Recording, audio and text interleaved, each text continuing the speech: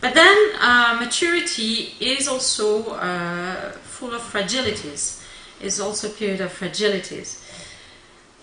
In a book that some of you may have heard of, a novel by Flaubert, one French author, called Madame Bovary, there's the description of the husband of Madame Bovary, who is a provincial doctor, bourgeois, very well settled down, very much into dull life, into routines, into the absence of surprise, the absence of risk-taking. And so one of the fragilities indeed of maturity is the relative emptiness of this bourgeois comfort. And Flaubert is really a master at showing the emptiness of this life of Charles Bovary, the Charles Bovary effect. And that's one of the, I would argue, fragilities for institutional theory to reaching this stage of being at the center, at the stability, leads you not to take risks anymore, leads you to replicate what you've done before, leads you to routinely doing what has been done before, and therefore to a certain degree of dullness. And then in that same novel, there's the wife of Charles Bovary, and who is actually the main character of the novel, because the title is Madame Bovary, not Charles Bovary.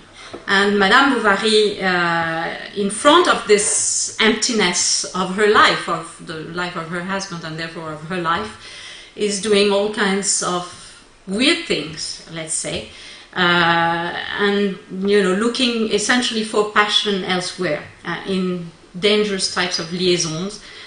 So that's the other side of maturity, the danger of boredom, leading you to look for stimulating things elsewhere, dangerous liaisons. And I will argue that in institutional theory we've had that, and we still have that, in the sense of looking for alternative theories to compensate some of the perceived dullness of what we are right now, but somehow even looking into things that really don't belong with the core that I defined before. And we saw that with a lot of literature on institutional entrepreneur, I would argue.